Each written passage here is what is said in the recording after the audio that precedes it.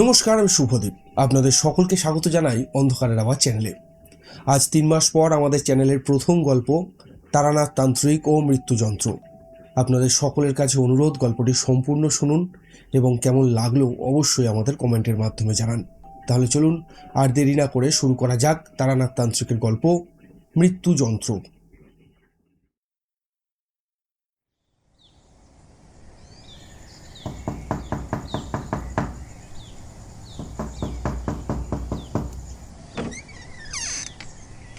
আরে কাকা বাবুরা যে, আসুন আসুন। বাবা আপনাদের জন্যই অপেক্ষা করে আছেন বৈঠকখানায়। ভেতরে আসুন। কেন, কোনো বিশেষ কারণ নাকি?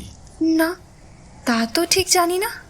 বাবাকে জিজ্ঞাসা করতে উনি বললেন আপনাদের নাকি আজ কিছু একটা দেখাবেন, আর বেশি দেরি হলে সেটা সম্ভব হবে না। সেই কারণেই উনি আপনাদের জন্য অপেক্ষা করছেন এত উদ্বেগ নিয়ে। আপনারা যান, বাবা ঘরেই আছেন। আমরা আর একটুও দেরি না করে ঠাকুরমশাইয়ের বৈঠকখানায় ঢুকলাম। দেখলাম উনি ওনার তক্তাপোষের একটা কোণায় চুপ করে বসে আছেন, আর ওনার বাম হাতে লাল শালুতে মুড়ে কিছু একটা ধরে রয়েছে, আর ডান হাত দিয়ে সেটাকে চাপা দিয়ে রেখেছে। ফলে সেটা ঠিক কী জিনিস তা বুঝতে পারলাম না। আর সবথেকে বড় কথা, তারানাথের মুখ দেখে মনে হলো তিনি যথেষ্ট গম্ভীর, যেন কিছু একটা ভাবছেন গভীরভাবে। আমরা ঘরে ঢুকতেই উনি আমাদের দেখে বেশ গম্ভীর গলায় বললেন, এসো এসো, তোমাদের জন্যই তো অপেক্ষা করে আছি। আচ্ছা, চারি কি তোমাদের কিছু বলেছে? আপনি নাকি আমাদের কিছু একটা দেখাবেন, তাই অপেক্ষা করে আছেন। ব্যাস এইটুকুই। আর আমরাও সেই মতো তাড়াতাড়ি আপনার কাছে চলে এলাম। হ্যাঁ, ঠিকই করেছো। আমি চারিকে বলেছিলাম তোমরা আসলে যত তাড়াতাড়ি সম্ভব হবে আমার কাছে পাঠাবার জন্য। ও তোমাদের সেই মতোই বলেছে। কিন্তু ঠাকুরমশাই, জিনিসটা কি? আপনার হাতে ধরা লাল শালুতে মোড়া ওই বস্তুটার কথাই কি আপনি বলছেন? হ্যাঁ, এটাই সেই জিনিস যেটা তোমাদের দেখাবো বলেই আমি অপেক্ষা করে আছি। যদিও দেখতে এটা একটা ছোট্ট পাথরের টুকরোর মতো, কিন্তু এর সাথেই অনেক ঘটনা জড়িয়ে আছে। আর এর ভিতরে নিহিত যে শক্তি তা অসীম। দেবরাজ ইন্দ্র পর্যন্ত এই শক্তির কাছে বহুবার পরাভূত হয়েছেন। ঠিক বুঝতে পারলাম না ঠাকুরমশাই। আমাদের যদি পুরো ব্যাপারটা বলেন তাহলে বুঝতে সুবিধা হয়। হ্যাঁ, বলবো তো। তোমাদের বলবো বলেই তো এটা দেখাবো বললাম।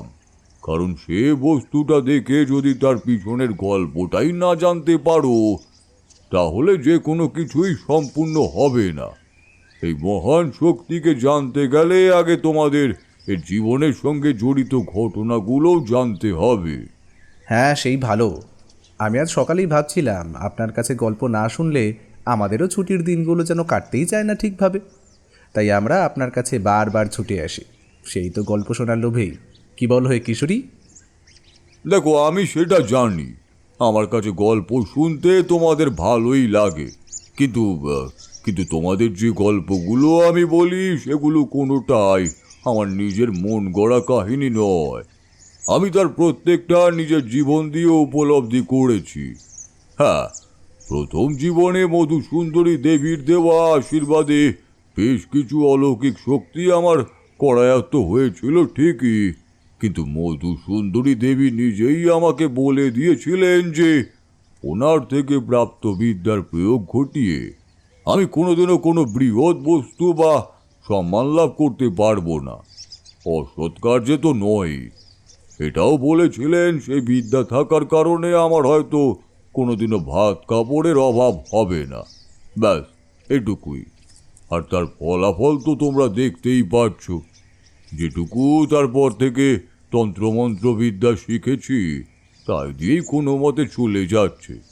তাতে যেমন আমার কারণে কিছু মানুষ উপকৃত হয়েছে, তেমনি আবার ভূত পিশাচের পাল্লায় পড়ে আমার নিজের প্রাণ সংশয়ও হয়েছে। কিন্তু ওই যে মধুসুন্দরী দেবীর কৃপায় সব বিপদ কাটিয়ে ধীরে ধীরে উঠে দাঁড়িয়েছি। তবে আজ তোমাদের এমন এক দেবীর কথা বলবো যিনিও আমাকে অনেক কিছু বিদ্যা প্রদান করেছিলেন। হ্যাঁ, সে তো আমরা জানি। আপনার জীবনের যত অভিজ্ঞতার কথা আপনি বলেছেন সেসব শুনলে সত্যিই গায়ে কাঁটা দেয়। তবে ঠাকুরমশাই, আমার একটা কথা মনে হয়, আপনি আপনার যারা বড়লোক যজমান তাদের থেকে তো কিছু ভালো পরিমাণ দক্ষিণা গ্রহণ করতে পারেন।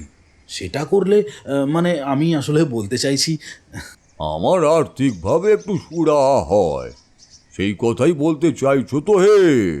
হ্যাঁ, তাই বলতে পারেন। তুমি যদি আর্থিক অবস্থার কথাই বলো, তবে আমার এমন যজমানও ছিলেন যিনি তার নিজের সমস্ত সম্পত্তি, এমনকি পুরো জমিদারি পর্যন্ত আমার নামে লিখে দিতে চেয়েছিলেন। কিন্তু কি জানো তো, কামিনী কাঞ্চনের মোহে পড়ে নিজের পথ থেকে ভ্রষ্ট হওয়ার একটা ভয় আছে, আর আমি তা হতে চাইনি। আমি বুঝতে পারলাম কিশোরীর এভাবে কথাটা বলা উচিত হয়নি। তারানাথের মনে খানিকটা আঘাত লেগেছে, তাই ব্যাপারটাকে অন্যদিকে ঘোরানোর জন্য বললাম, আরে বাপরে, পুরো জমিদারি আপনার নামে লিখে দিতে চেয়েছিলেন? কে তিনি? বলুন না ঠাকুরমশাই, ব্যাপারটা ঠিক কী হয়েছিল? শুনবে? তবে শোনো, এই যে তোমাদের বস্তুটা দেখাবো বললাম, সমগ্র জমিদারির পরিবর্তে আমি পাথরের টুকরোটাই নিয়ে ফিরে এসেছিলাম। আমি জানি আমার সেই সিদ্ধান্তের কথা শুনে ওখানে উপস্থিত সকলে মনে মনেই হেসেছিল, কিন্তু আমি তাদের অবজ্ঞা উপেক্ষা করে সেই পাথরের টুকরোটাই নিয়েছিলাম। অবশ্য সেই পাথরের টুকরোটা কি সেটা জানতে পারলে তারা সেরকম করতো না, যেমন করেনি জমিদার বাবু।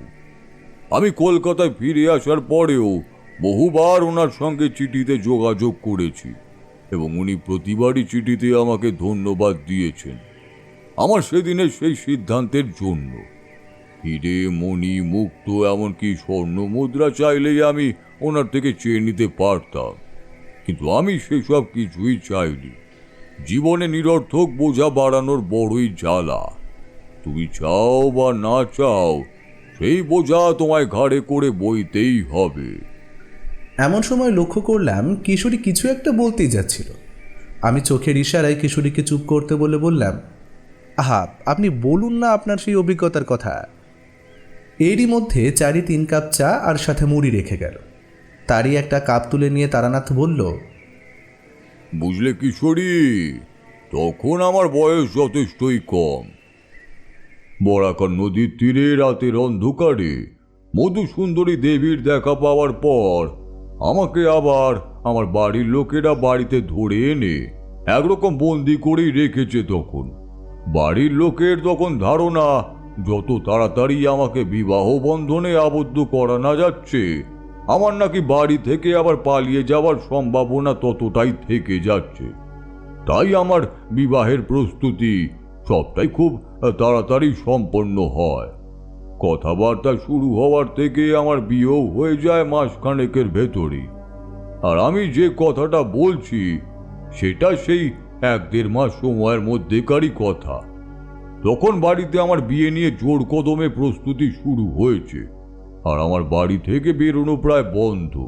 এমনকি আমার কাছে যা কিছু পুরনো পুঁথিপত্র ছিল সেগুলোকে সব লুকিয়েও ফেলা হয়েছে ততদিনে।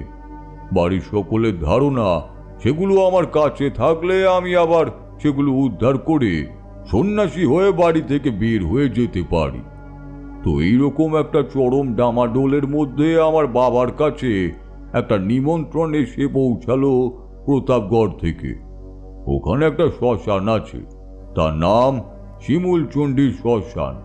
আর সেই শ্মশানের প্রথা অনুসারে বৈশাখ মাসের অমাবস্যাতে যদি সূর্যগ্রহণ হয়, তবে সেই বিশেষ মাহেন্দ্রক্ষণে সেই শ্মশানে বিশেষ পুজোর ব্যবস্থা করতে হয়। আর সেটা না হলেও প্রতি বছর বাৎসরিক পুজোর ব্যবস্থা থাকে। লোকমুখে শোনা যায় ওখানে নাকি অনেক বছর আগে একজন তান্ত্রিক সাধক বাস করতেন। তিনি এইরকমই এক বৈশাখ মাসের অমাবস্যা তিথিতে সূর্যগ্রহণের সময় মায়ের দেখা পেয়েছিলেন শ্মশান সংলগ্ন এক শিমুল গাছের নিচে। আর সেই থেকেই শ্মশানের নাম হয় শিমুলচণ্ডীর শ্মশান। আর সেই থেকে সেই প্রথাতেই ওই শিমুলচণ্ডীর শ্মশানে মা শ্মশানকালীর আরাধনা হয়ে আসছে। এমনিতে প্রতিদিন নিত্য সেবা হলেও মায়ের আবির্ভাব তিথি হিসাবে ওই বৈশাখ মাসের অমাবস্যা তিথিতে বিশেষ পূজার ব্যবস্থাও করা হতো। 8 জন তান্ত্রিক সাধক একসঙ্গে মন্ত্রোচ্চারণের মাধ্যমে দেবী শ্মশানকালীর উদ্দেশ্যে আহুতি প্রদান করে। আমি তার আগে একবার যে সেই শ্মশানকালী মন্দিরে যাইনি তা নয়, কিন্তু বৈশাখ মাসের অমাবস্যা তিথিতে মানে সেই বিশেষ পুজোর সময় আমার কোনোদিনও সেখানে যাওয়া হয়নি। আর সেইবার বাবার কাছে যখন চিঠিটা এসে পৌঁছায় আমাদের কুলগুরু তিলকনাথ ব্রহ্মচারী আর আমাকে সেখানে পাঠানোর জন্য, তখন আমার কাছে হঠাৎ করেই একটা নতুন সুযোগ খুলে যায়। সে কি বলছেন ঠাকুর মশাই? আপনি তো বললেন তখন আপনাকে একরকম বাড়িতে বন্দি করে রাখা হয়েছিল, তাহলে আপনাকে সেই শ্মশানে পুজোর দিনে যেতে দিয়েছিলেন? ঠিকই বলেছ, আমাদের বাড়ির কারোরই মত ছিল না যে আমি সেখানে যাই, কিন্তু পরিস্থিতি এমন জটিল হয়ে পড়ে যে আমাকে সেখানে যাওয়ার অনুমতি দেওয়া ছাড়া আমার বাবার আর কোনো উপায় ছিল না। তাই একরকম গড়রাজি হই বাবা আমাকে গুরু ত্রিলোকনাথ ব্রহ্মচারীর সাথে যেতে দিয়েছিলেন। ব্যাপারটা কি একটু বলুন না, কেমন যেন সব গুলিয়ে যাচ্ছে। আপনাকে আপনার পরিবার থেকে সেখানে যাওয়ার অনুমতি দিয়েছিল, এটাই তো বিরাট ব্যাপার বলে মনে হচ্ছে। হ্যাঁ, তো সেই কথাই বলছি। এই ঘটনার আগে প্রতাপগড়ের জমিদার বাবু শ্রী ভৈরব দাস বন্দ্যোপাধ্যায়ের সাথে আমার বাবার বেশ নিবিড় যোগাযোগ ছিল। জমিদার বাবু ছিলেন অত্যন্ত ঈশ্বর বিশ্বাসী এবং ধর্মভীরু মানুষ। প্রতি বছর বৈশাখী অমাবস্যা তিথিতে শিমুলচণ্ডী শ্মশানের পুজো উনি নিজে সবটা তদারকি করতেন। পুজোর কোথাও যেন এতটুকু ত্রুটি না হয় তার সব কিছু খেয়াল করতেন জমিদার ভৈরব দাস। কিন্তু আমি যখনকার কথা বলছি তখন হঠাৎ করে পুজোর জন্য একটা বিপদের সম্ভাবনা তৈরি হলো। যে 8 জন ব্রাহ্মণ একসঙ্গে শিমুলচণ্ডী শ্মশান কালী দেবীর পুজোর আসনে বসেন তাদের ভিতরে একজন আচার্য শ্রী বিরূপাক্ষ শাস্ত্রী মশাই পুজোয় অংশ নিতে অস্বীকার করেন। পুজোর জন্য প্রতি বছর পুজোর হোতা হিসেবে ভৈরব দাসবাবু প্রত্যেক পুরোহিত মশাইকে আমন্ত্রণ পত্র পাঠিয়ে নিজস্ব বিধি পূরণ করেন, কিন্তু সেইবার সে পত্র পাওয়ার সঙ্গে সঙ্গে আচার্যদেব জানিয়ে দেন তিনি সেবার শিমুলচণ্ডী শ্মশানের পুজোয় উপস্থিত থাকতে পারবেন না। তিনি নাকি স্বপ্নাদেশ পেয়েছেন তিনি যদি এই পুজোয় অংশগ্রহণ করেন তবে তার বংশের সমূহ ক্ষতি হবে, আর ওনার যুক্তি শোনার পর ওনাকে সেভাবে জোর করাও কোনো উপায় থাকে না। কিন্তু জমিদার বাবু পড়লেন মহা বিপদে। এখন এই কয়েকদিনের মধ্যে উপযুক্ত কুলশীল বজায় রেখে ব্রাহ্মণই বা কোথায় পাওয়া যাবে, তাই তিনি বাকি 7 জন পুরোহিত মশাইদের অনুরোধ করেন তাদের পরিচিত উচ্চ গোত্রের কোনো ব্রাহ্মণ থাকলে জমিদার বাবুর পক্ষ থেকে তারা যেন অনুরোধ করেন, আর সেই সুবাদেই বাবা আমাকে সেখানে নিয়ে যেতে রাজি হন, শুধুমাত্র জমিদার ভৈরব দাস বাবুর আজ্ঞা পূরণ করার জন্য। তবে বাবার তরফ থেকে সেটা আমার প্রতি ছিল নির্দেশ। উনি জানিয়ে দেন আমাকে ওই পুজোয় 8ম ব্রাহ্মণের ভূমিকা পালন করতে হবে এবং পুজো শেষ হয়ে গেলে শেষ রাত্রে আমার সেখানে থাকা চলবে না, ফিরে আসতে হবে বাড়িতে। আবার পরদিন সন্ধ্যাবেলা আবার সেখানে গিয়ে পৌরোহিত্যে যোগ দিতে হবে। এভাবে 3 দিন আমাকে চালাতে হবে যাতে জমিদার ভৈরব বাবুর করা অনুরোধ রক্ষিত হয়। আর এমনিতেই সে সময় আমার মানসিক অবস্থা এতটাই পীড়িত যে এই প্রসঙ্গে আর কথা বলার কোনো ইচ্ছে আমার হয় না। উনি যা বললেন আমি মাথা পেতে তাই মেনে নিলাম। তবে কি জানো তো, আমাদের সমস্ত পরিকল্পনা শেষ পর্যন্ত বিচার হয় ঈশ্বরের হাতে, তাই সর্বোপরি তিনি কি ঠিক করে রেখেছেন সেটা তিনিই জানেন। যাই হোক, হাতে সেরকম সময় ছিল না, আর আমিও বাড়িতে তখন কর্মহীন হয়ে বসে রয়েছি। আর এই 2 পরিস্থিতিতেই বাবা আমাকে সেখানে যেতে দিতে রাজি হয়েছিলেন বলেই আমার মনে হয়েছিল। যাই হোক, পরদিন ভোর ভোর আমরা রওনা হলাম শিমুলচণ্ডীর দিকে। প্রথমে আমরা যাব প্রতাপগড়, সেখান থেকে পায়ে হেঁটে শিমুলচণ্ডী। সন্ধ্যায় সূর্যাস্তের বেশ খানিকটা পর থেকে পুজো শুরু হবে আর চলবে পরদিন ভোরে সূর্যোদয় হওয়ার আগে পর্যন্ত। সূর্যোদয়ের আগে সেদিনের পুজো অর্পিত অর্ঘ্য জলে বিসর্জন দিয়ে দিতে হবে। আবার পরদিন একইভাবে মায়ের পুজোর আয়োজন করতে হবে। এইভাবে 3 দিন চলবে। সকল পুরোহিতের 3 দিনের থাকার ব্যবস্থা জমিদার বাড়িতে, যাতে সকালে ওনারা বিশ্রাম নিতে পারেন। আর সন্ধ্যার পর থেকে তো শ্মশানেই সময় কাটবে। তবে বাবা যখন বললেন যে আমি সকালে জমিদার বাবুর আতিথেয়তায় না থেকে বাড়ি ফিরে আসব আর সন্ধ্যায় আবার সেখানে গিয়ে ওনাদের সাথে যুক্ত হব, তখন ভৈরব দাস বাবু বেশ অবাকই হলেন সেই কথা শুনে। কেন ঠাকুর মশাই, তারা না তো সকলের সাথে এখানেই থেকে যেতে পারে? এত যাতায়াত করলে ও অনর্থক ক্লান্ত ছাড়া আর কিছুই তো হবে না। আর তাছাড়া আমি শুনেছি, মানে আপনি একবার কথায় কথায় বলেছিলেন ওর ভিতর কোনো এক ঐশ্বরিক শক্তির আভাস আছে। তাই ও আসছে শুনে আমি ভেবেছিলাম ওকে একটা অন্য কাজের কথা বলবো। অবশ্য আপনার যদি অনুমতি মেলে তবেই। আমি বাবার মুখের দিকে তাকিয়ে দেখলাম উনি যথেষ্টই গম্ভীর। উনি আমাকে যে কাজে কিছুতেই জড়াতে চাইছেন না, আর সেই জন্যই আমাকে বলেছেন সকাল হলে বাড়ি ফিরে যেতে। ভৈরব দাস বাবু নিজে থেকে সরাসরি আমাকে সেই কাজই করতে বলায় আর ওনারই অনুমতি চাওয়ায় উনি বেশ বিষম এক ধর্ম সংকটে পড়ে গেলেন। তাই বেশ গম্ভীর হয়েই বললেন, দেখুন জমিদার বাবু, আপনি মা শিমুলচণ্ডীর পুজোর জন্য ওকে এখানে আনতে অনুরোধ করেছিলেন, তাই আমি ওকে আসতে বলেছিলাম। কিন্তু এর বাইরে কোনো কাজ ওকে করতে না বলায় বোধহয় সমীচীন। ওর সামনে বিয়ে নির্ধারিত হয়েছে, তাই সাংসারিক দিকেই ওর মনোনিবেশ করা উচিত বলেই আমি মনে করি। বাবার সামনে উনি আমাকে কিছুই বললেন না, শুধু একটা কথা বাদে। তবে যেটা বললেন তার অর্থ করলে যেটা দাঁড়ায়, সেটা বাবার খুব একটা ভালো যে লাগলো না তা আমি বেশ বুঝতে পারলাম। নেহাত জমিদার বাবু ওরকম রাজবাড়ি মানুষ বলে বাবা মুখে কিছু বলতে পারলেন না। দেখুন ঠাকুর মশাই, দেবী যখন কাউকে কোনো বিশেষ শক্তির অধিকার দেন, তখন তিনি তাকে তার যোগ্য মনে করেন বলেই সেই শক্তি দেন। তাই সেই বিশেষ শক্তির অধিকারী যে হয়, সমাজের প্রতি তার দায়িত্ববোধ কিঞ্চিত বেশি থাকা উচিত।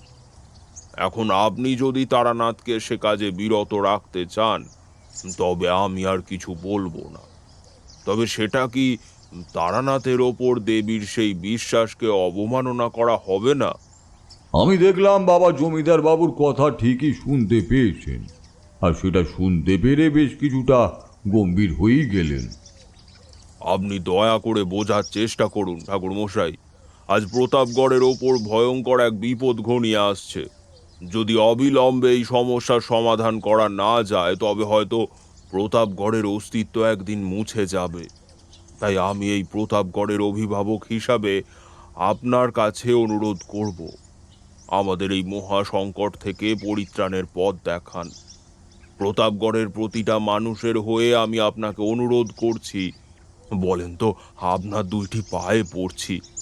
জমিদার হওয়ার কোনো অভিমান বা গর্ব আমার নেই। আমি শুধু চাই প্রতাপগড়ের প্রতিটি মানুষের নিরাপত্তা। আর কিচ্ছু না, আর কিচ্ছু না। আপনার সমস্যাটা আমাদের বুঝিয়ে বলুন তো জমিদার বাবু, কি হয়েছে? দেখুন, আমি জানি বাবা হিসেবে তারানাথকে ঘরমুখো করতে চাওয়ায় আমার কিছুটা স্বার্থপরতা নিহিত থাকলেও আমি ওকে চিরতরে আটকে রাখতে পারবো না। ওর জন্মকুষ্টি আমি করেছি, তাই আমি জানি ওর জীবনের আগামী দিনগুলোতে এই তান্ত্রিক বিদ্যার প্রয়োগই ওর সব কিছু হতে চলেছে। আমি শত চেষ্টা করেও ওকে বিধাতার লেখনির বাইরে আনতে পারবো না। তো একজন পিতা হিসেবে আমার মন চায় ওকে একটা সুপাত্রীর হাতে গচ্ছিত রাখতে পারলে হয়তো ওর এই বাউন্ডুলেপনাগুলো কিছুটা কমবে। কিন্তু তার থেকে অনেক গুরুত্বপূর্ণ, আপনি যে কথা বলছিলেন, আপনি আমাদের বিস্তারিত জানান যে প্রতাপগড়ের উপর কি ধরনের সংকট ঘনিয়ে আসতে চলেছে বলে আপনি আশঙ্কা করছেন। দেখুন, আপনারা এই শিমুলচণ্ডীর বাৎসরিক কালী পুজো প্রতি বছর করে আসছেন। আমরা জমিদারির তরফ থেকে যথাসাধ্য প্রচেষ্টা করি পুজোর আয়োজন করতে, কিন্তু সে তো গেল বছরে এই 3টে দিন, কিন্তু সারা বছর এই মন্দির কিভাবে চলে তার খোঁজ আপনাদের পক্ষে রাখা সম্ভব নয়। কেন, সারা বছর মন্দিরে নিত্য সেবা করার জন্য ব্রাহ্মণকে নিয়োগ করা নেই? না, নেই। আমি অনেক চেষ্টা করলেও এ কাজে কাউকে নিযুক্ত করতে পারিনি। জানেন ঠাকুর মশাই, চেষ্টা কিন্তু আমি কম করিনি। এমনিতে এখানকার মা এত জাগ্রত, তাই ব্রাহ্মণরা রাজি হয়েছিলেন প্রথম প্রথম, কিন্তু তার কয়েকদিনের মধ্যেই তারা গড়রাজি হয়ে বসেন। আমি সেই ব্রাহ্মণদের মাসিক 50 টাকা করে বেতন পর্যন্ত ধার্য করেছি, কিন্তু কেউই সে কাজে রাজি হয়নি। আচ্ছা, আপনি কি তারানাথকে এই নিত্য পুজোর দায়িত্ব দিতে চাইছেন? না না, তা কখনোই নয়। আমি জানি তারানাথের পক্ষে প্রতিদিন প্রতাপগড়ে যাতায়াত করা প্রায় অসম্ভব। তাই তো আপনি যখন বললেন তারানাথ এই 3 দিন বাড়ি থেকে যাতায়াত করবে, আমি সেটা শুনে চমকে উঠেছি। অনর্থক এই পথশ্রমের কোনো কারণ আছে বলে আমার মনে হয় না। তবে আপনার সিদ্ধান্তই চূড়ান্ত। আর আমি আমার কথা বলতে পারি, আমি তারানাথকে নিত্য পুজোর কথা বলিনি, বরং বলতে চাইছি এখানকার স্থানীয় ব্রাহ্মণরা কেন এই পুজো করতে চাইছে না, সেই সমস্যাটা সমাধান করতে। বাবা কিছুক্ষণ মুখ গম্ভীর করে বসে রইলেন। আমি ওনার মুখ দেখে বুঝতে পারছিলাম উনি খুব গভীরভাবে কিছু একটা চিন্তা করছেন। আর তার কিছুক্ষণ পরেই উনি বললেন, বুঝলাম সে কথা, কিন্তু ব্যাপারটা বুঝতে গেলে একবার সেই সমস্ত ব্রাহ্মণদের সঙ্গে কথা বলতে হবে যারা আপনার প্রস্তাব প্রত্যাখ্যান করেছেন। আশা করি তাতে আপনার কোনো সমস্যা হবে না। এ আপনি কি বলছেন ঠাকুর মশাই? তারানাথ এখনো যুবক, সে তুলনায় আপনি প্রবীণ, ঢের বেশি অভিজ্ঞতা সম্পন্ন। তাই এই প্রতাপগড়ের সমস্যা সমাধানে যদি আপনি নিজে থেকে এগিয়ে আসেন, তবে তা হবে প্রতাপগড়ের সৌভাগ্য। আমি আপনাকে বলছি, পুজো যতদিন চলবে সেই কদিনই সকালের দিকে আপনারা গ্রামে আপনাদের কাজ করতে পারবেন। আমি আপনাদের সব রকম সাহায্য করব। আমি মনে মনে অনেকক্ষণ ধরেই ভাবছি ব্যাপারটা কি বলছেন জমিদার বাবু। তবে মন্দিরে যে কোনো অলৌকিক কোনো ঘটনা চলছে সেটা আমি আন্দাজ করেছিলাম, আর তার জন্যই সবাই ভয় পাচ্ছেন। এরকমই কিছু একটা হতে চলেছে সেটা আমি অনুমান করতে পেরেছিলাম, কিন্তু দেখলাম এবারে আমার বাবা কোনো কথা না বলে ওনার নিজের ডান হাতের একটা আঙুল বাড়িয়ে দিলেন আমার দিকে। সেই বাড়িয়ে দেওয়া আঙুলের নির্দেশ ভাব স্পষ্ট, কিন্তু বাবা এত সহজে সম্মতি দেবেন তা আমি মন থেকে বিশ্বাস করতে পারছিলাম না। তাই আমি যেন কিছুই বুঝতে পারিনি এমন একটা ভান করে আবার ওনাকে জিজ্ঞাসা করলাম, আপনি কি কিছু বলছেন বাবা? আমি ঠিক বুঝতে পারলাম না। আমার ইঙ্গিত বুঝতে না পারার মতো মূর্খ বা নির্বোধ নও তুমি তারানাথ। আমি জানি তুমি মনে মনে সবই বুঝতে পেরেছ, কিন্তু একটা কথা মনে রেখো, তুমি কিন্তু এই 3 দিনই সময় পাবে। তারপর মূল মন্দিরে পুজো হয়ে গেলে তুমি আমার আর গুরুদেবের সাথে ফিরে যাবে। আর এই 3 দিন সময়ের মধ্যে তুমি যা খুশি করতে পারো, আমি তোমাকে আটকাবো না। কিন্তু 3য় দিন রাত্রে পুজো শেষ হওয়ার পর আমি আর তোমার কোনো অজুহাত শুনবো না। এখন তুমি এই কদিনে কিভাবে জমিদার বাবুকে সাহায্য করতে পারবে সে সিদ্ধান্ত তোমাকেই নিতে হবে। তবে আমার সম্মতি আছে, তুমি এগিয়ে যাও, তোমার মঙ্গল হোক। বাবার কাছে আশীর্বাদ এবং শুভকামনা পেয়ে আমার মনের জোর যেন বেশ কয়েক গুণ বেড়ে গেল। আমি ওনার পায়ে হাত দিয়ে প্রণাম করে উঠে দাঁড়ালাম। আমাদের কুলগুরু শ্রী তিলকনাথ ব্রহ্মচারী এতক্ষণ চুপ করেই বসেছিলেন। আমি ওনাকে পায়ে হাত দিয়ে প্রণাম করতে উনিও আমাকে মাথায় হাত রেখে আশীর্বাদ করলেন। অনেক ধন্যবাদ ঠাকুর মশাই।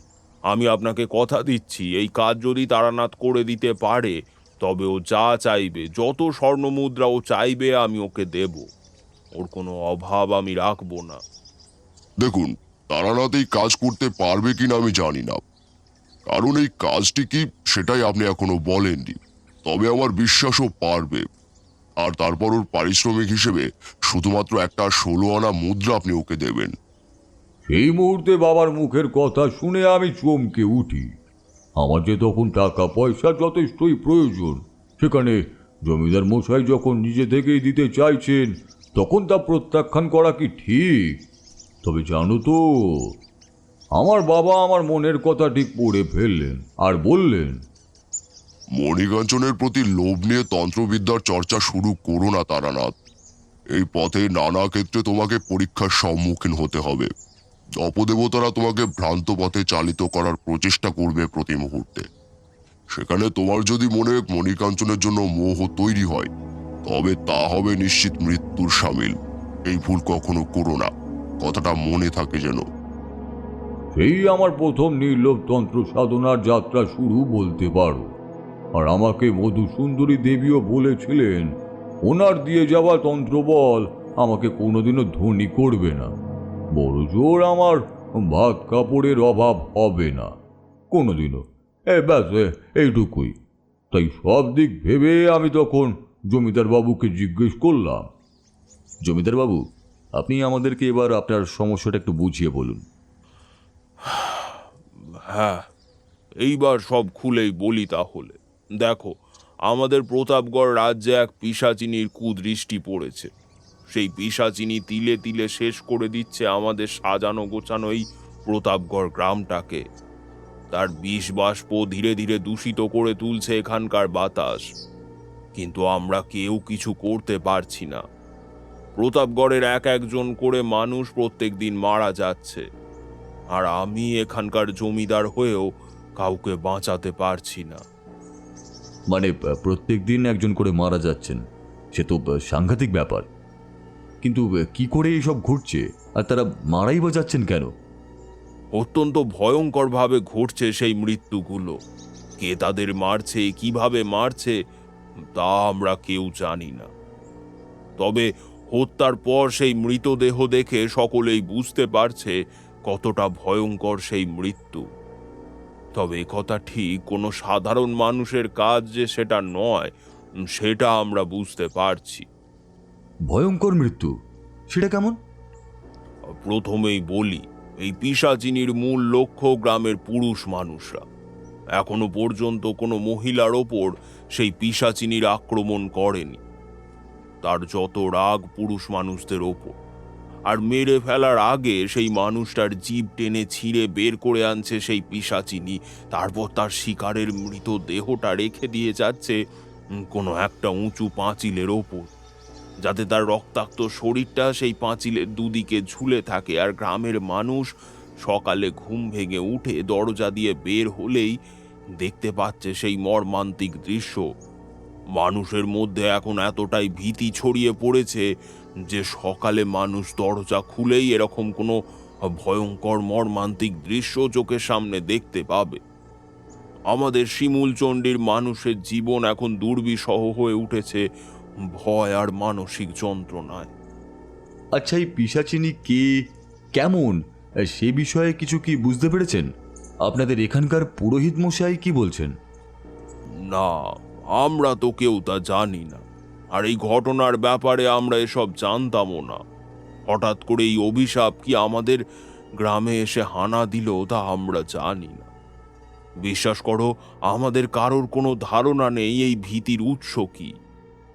আচ্ছা জমিদার বাবু, একটা অন্তিম প্রশ্ন করব। এই ঘটনা কি রোজ রাতেই ঘটতে দেখা যাচ্ছে? প্রতিদিন রোজ ভোর হওয়ার সাথে সাথে একটি করে মৃতদেহ দেখতে পাওয়া যাচ্ছে প্রতাপগড়ের কোথাও না কোথাও। আর এরকম ঘটনা যতই ঘটছে ততই মানুষের মনে ভয় বাড়ছে। আচ্ছা, একবার কি আগামীকাল সকালে সেই সব মানুষদের বাড়িতে গিয়ে কি কথা বলা যেতে পারে, যাদের বাড়ির পুরুষ মানুষেরা এভাবে মারা গিয়েছে? হ্যাঁ, সে তো অবশ্যই বলা যেতে পারে। আর আমি চাই তুমি তা করো, কারণ আমার বিশ্বাস যতক্ষণ না পর্যন্ত সেই পিশাচিনীর ব্যাপারে আমরা যথেষ্ট অবগত হতে পারবো, ততক্ষণ তার কাজের কোনো সমাধান সূত্র বের করা সম্ভব হবে না। তবে আমি তোমায় কথা দিচ্ছি, এই প্রতাপগড় গ্রামের জমিদার হিসাবে তোমাকে সমস্ত প্রয়োজনে সাহায্য আমি করব। আর আমি তোমার সঙ্গে সব সময়ের জন্য মদন বলে একটা ছেলেকে পাঠাচ্ছি। ওই গ্রামেরই ছেলে, গ্রামের সমস্ত রাস্তাঘাট ও হাতের তালুর মতো চেনে। ও তোমায় সব সময় সাহায্য করবে। আর সেটা ছাড়াও যদি আর কোনো সাহায্য তোমার প্রয়োজন হয়, তবে আমায় অবশ্যই জানিও। জমিদার বাবু একবার হাঁক পেড়ে মদন নামে ছেলেটিকে ডেকে আমার সাথে একটা মৌখিক পরিচয় করিয়ে দিলেন, আর ওকে সব সময়ের জন্য আমার সাথে থাকার নির্দেশ দিলেন। ঠিক করলাম পরদিন সকালেই আমরা গ্রামের সেই সমস্ত জায়গাতে সেই মৃতদেহ পাওয়া গিয়েছিল, আগে সেই জায়গাগুলোতে গিয়ে তাদের পরিবারের সাথে কথা বলবো। তাই সেই সময়ের মতো আর কোনো কাজ নেই, ওদিকে পুজোর আয়োজনও সম্পন্ন। তাই আমাদের যে উদ্দেশ্যে এই শিমুলচণ্ডী আসা, সেই কাজে যেতে হবে, আর তা হলো মা শ্মশানকালীর পুজো।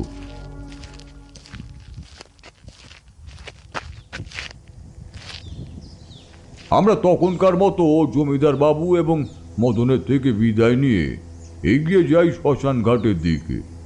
সন্ধে নামলেই আমাদের মা শ্মশানকালীর পুজোয় বসতে হবে। আমার বাবা জমিদার বাবুর সাথে আমাকে কথা বলার অনুমতিও দিলেন। পুজোর ব্যাপারে উনি অত্যন্তই কঠোর, তাই আমার সেই মুহূর্তে ইচ্ছে থাকলেও কোনো উপায় ছিল না সেই পিশাচিনীর সন্ধানে যাওয়ার। পুজো মিটতে মিটতে প্রায় ভোর রাত হয়ে গেল। পুজোতে আমার ভূমিকা ছিল আমাদের কুলগুরু তিলকনাথ ব্রহ্মচারীর অষ্টাঙ্গিক চণ্ডীপাঠের তন্ত্র ধারকের, তাই আমি ওনার পাশে পাশেই ছিলাম। তবে নানাবিধ উপাচারের মধ্যে আমার জন্য সাময়িক বিরতির সুযোগও ছিল, আর আমি সেই মাঝে বিরতির মধ্যে মধ্যে একটু আধটু এদিক ওদিক ঘুরে আসছিলাম। কতক্ষণই বা একভাবে বসে থাকা যায়। তো সেই রকমই একবার যখন উঠে আশেপাশে একবার হাঁটতে গেছি, তখন একটা অদ্ভুত দৃশ্য দেখে আমি খানিকটা অবাকই হলাম। মাঝরাত, মন্দিরে তখন মহা ধুমধাম করে পুজো চলছে। কত ঢাক, ঢোল, করতাল, ঘড়ি একসঙ্গে বাজছে। জায়গাটা যেন একেবারেই গম গম করছে। আমি একবার শ্মশানকালীর দিকে তাকিয়ে দেখলাম, মায়ের বিগ্রহ যেন জীবন্ত হয়ে উঠেছে। এমনিতেই এখানে উপস্থিত লোকজন বেশি নেই, যারা আছেন সবাই মন্দিরের পুজোর উদ্যোক্তা, আর হাতে গোনা সাধারণত দর্শক।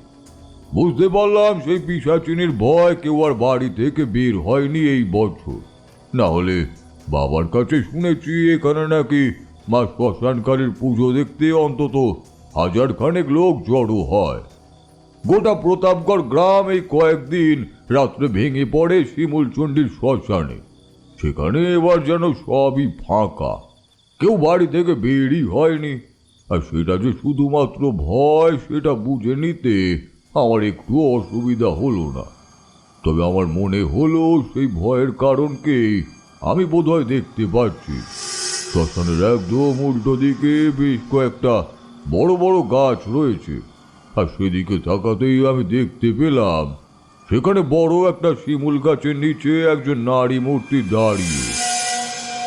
নিকষ কালো অন্ধকারের মধ্যেও সেই নারী মূর্তিকে আমি পরিষ্কার দেখতে পাচ্ছিলাম, ওনার শরীর থেকে বিচ্ছুরিত এক দিব্য আলোক প্রভার কারণে।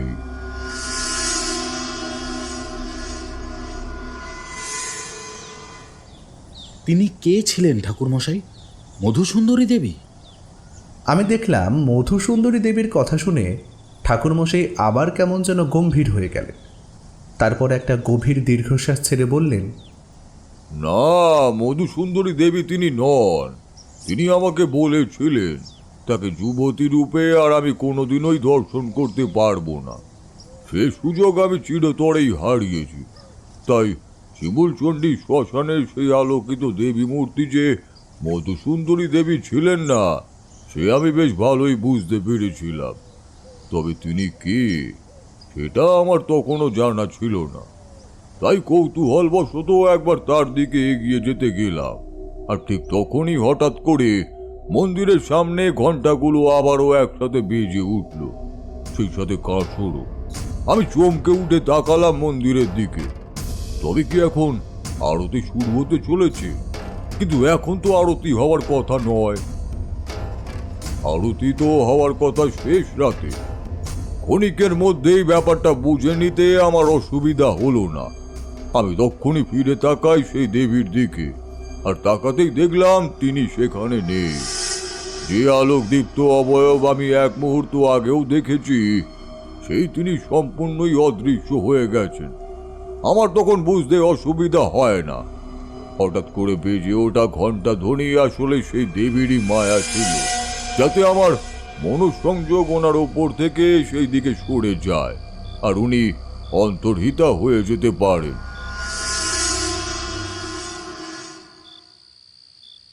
তারপর তারপর আপনি আর তার দর্শন পাননি? হ্যাঁ, পেয়েছিলাম, তবে সেদিন রাতে আর পাইনি।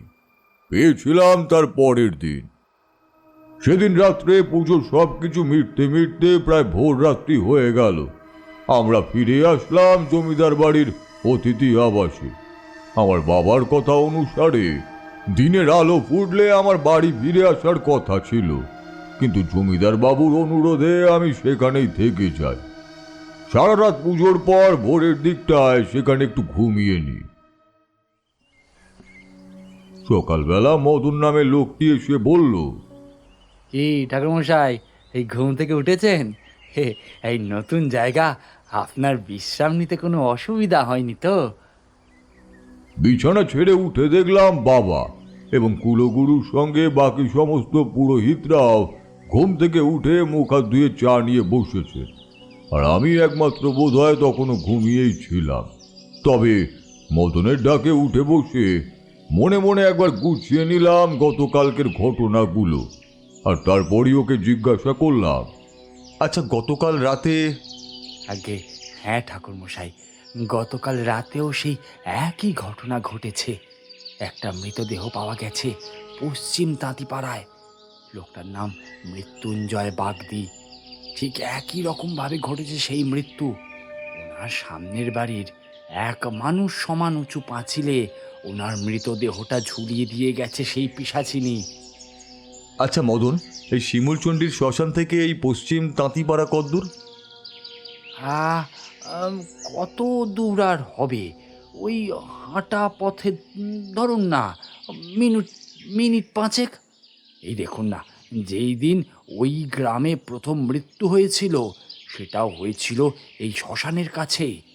আর প্রায় এক চক্কর ঘুরে এসে আবার কালকে পশ্চিম তাঁতিপাড়ায় এই মৃত্যু। মানে শ্মশানে সেই কাছাকাছি এসে গেছে মৃত্যুর সেই ক্রম। এক চক্কর ঘুরে এসে মানে তুমি কি বলতে চাইছো? না, আমি কিছু বলতে চাইছি না। তবে আপনাকে একটা জিনিস আমি দেখাতে চাই। এখনো পর্যন্ত যতগুলো মৃত্যু হয়েছে সবগুলোই যেন কেমন একটা চক্রাকারভাবে সাজানো। জানেন ঠাকুরমশাই, একটার পর একটা মৃত্যু ঘটে চলেছে, কিন্তু সবকটাই যেন একটা নির্দিষ্ট শৃঙ্খলে বাঁধা। চক্রাকারে মৃত্যু? হ্যাঁ, এই তো দেখুন না, প্রথমে শুরু হয়েছিল বিজয়চণ্ডী মন্দিরের পাশে, তারপরে পোড়াহাট বাড়ির পাশের রাস্তায়, তারপর ময়রা তলায়, তারপর না না, মুখে বলে হবে না, আমি এই গ্রামে কিছুই চিনি না। তুমি আমাকে মৃত্যু স্থানগুলোতে নিয়ে যেতে পারবে? হ্যাঁ, আরে কেন পারবো না? আপনি চলুন, আমি আপনাকে নিয়ে যাচ্ছি। তবে কোথা থেকে শুরু করবেন বলুন তো? পরপর এই মৃত্যুগুলো যেভাবে হয়েছে ঠিক সেইভাবে। তবে তোমার যদি মনে হয় দূরত্বের কারণে কোনটা আগে বা পরে হবে সেটা আলাদা কথা। তবে আমি সেই প্রত্যেকটা ক্ষেত্র পরপর দেখতে চাই। এই পৈশাচিক নরহত্যাগুলো যে পিশাচিনী করেছে তার মনস্তত্ত্বটাও বুঝতে গেলে আমাদের এই ক্রমটা বুঝতে হবে। বেশ, ঠিক আছে, আপনি তবে জল খাবার খেয়ে নিন, আমরা না হয় তারপরেই বেরোবো। জল খাওয়ার কোনো তাগিদ আমার তখন আর মাথায় নেই। কোনো মতে মুখ হাত ধুয়ে ছুটে এলাম মদনের কাছে। বললাম, চলো, সময় নষ্ট করে লাভ নেই, খাওয়া দাওয়া আরাম বিশ্রাম সব নয় পরে করা যাবে। মদন আমার কোনো কথার উত্তর না দিয়ে আমার আগে আগে চলতে শুরু করলো। আমরা জমিদার বাবুর ভিটে থেকে বেরিয়ে প্রথমে গেলাম শিমুলচণ্ডী শ্মশানে। আবার সন্ধে নামলেই আবার আমাদের এখানে আসতে হবে দ্বিতীয় দিনের পুজোর জন্য। তাও শ্মশানকালীকে একবার প্রণাম জানিয়ে আমরা এবার এগিয়ে গেলাম বিষয়চণ্ডী মন্দিরের দিকে। মদন আমার আগে আগেই চলল, আর আমি ওকে পিছন দিক থেকে অনুসরণ করতে লাগলাম। আর বিষয়চণ্ডী মন্দিরে পৌঁছে আমি সবে প্রণাম করছি, ঠিক তখনই পেছন থেকে মদন বলল, ওই যে ঠাকুরমশাই, ওই যে ওই ওই ওই হলুদ রঙের একতলা বাড়িটা দেখছেন, বাইরে মোটামুটি উঁচু পাঁচিল, ওইখানেই প্রথম মৃতদেহ পাওয়া গিয়েছিল। আমি মদনের কথা শুনে এগিয়ে গেলাম সেই বাড়িটার দিকে। এই মুহূর্তে বাড়িতে কেউ আছে বলে তো মনে হলো না। একদম খাঁ খাঁ করছে উঠোন। তবে উঠোনের মাঝে পড়ে থাকা একটা জিনিস দেখে আমি বেশ অবাকই হয়ে গেলাম। এমনিতে তাকালে হয়তো বুঝতে পারা যাবে না, কিন্তু আমার চোখে সেটা ঠিকই পড়েছিল। আমি দেখলাম একটা শুকনো নারকেলের মালায় কালো রং করে তাতে কয়েকটা লাল সুতো বাঁধা রয়েছে, আর সেটাকে উল্টো করে বসিয়ে কিছুটা জল দেওয়া হয়েছে তাতে। আমার মনের ভেতরটাই ছ্যাঁত করে উঠল। আমি উঠোনের দরজা দিয়ে ঢুকে সেই কালো রং করা নারকেলের মালাটার দিকে এগিয়ে যেতে যাব, ঠিক তখনই কোথা থেকে যেন একটা কালো বিড়াল ছুটে এলো ওই দিকে, আর তার পায়ের আঘাতে সেই কালো নারকেলের মালায় ভরা জলটি উঠোনে পুরোটাই উল্টে পড়ে গেল। আমি হতবাক হয়ে তাকিয়ে রইলাম সেই বিড়ালটার দিকে। বিড়ালটা তারপরে খুব জোরে একটা ডাক দিয়ে এক লাফে সেই পাঁচিলের উপর উঠে গিয়ে বসলো, ঠিক যেখানটায় মদন সেই মৃতদেহটা পড়েছিল বলে দেখিয়েছিল। আমার পিছু পিছু মদনও সেখানে এসে পৌঁছেছিল। ও নিজেও সেই কালো বিড়ালটাকে সেখানে দেখেছে, আর সেটা দেখেই ও বলে উঠল, ঠাকুরমশাই, ঠিক ঠিক এই জায়গাতেই সেই মৃতদেহটা ঝুলিয়ে রাখা হয়েছিল, যেখানে বিড়ালটা এখন বসে আছে। আমি বিড়ালটা চোখের দিকে তাকিয়ে থাকলাম এক দৃষ্টিতে, আর বিড়ালটাও যেন প্রচণ্ড আক্রোশ নিয়ে আমার দিকে তাকিয়ে রইল, আর ক্রমাগত ওর মোটা লেজটা দেওয়ালে আছাড় মারতে লাগলো। আমি ততক্ষণে যা বোঝার বুঝে গিয়েছি। আমার বুঝতে বাকি নেই যে এই কালো বিড়ালটি কোনো স্বাভাবিক বিড়াল নয়, ওই অশরীরী শক্তির প্রতিভূ মাত্র। তাই আমি আর এগোলাম না। ঠিক আছে, এখন এখান থেকে চলো। এরপর দ্বিতীয় যেখানে মৃতদেহ পাওয়া গিয়েছিল আমাকে সেখানে একবার নিয়ে চলো।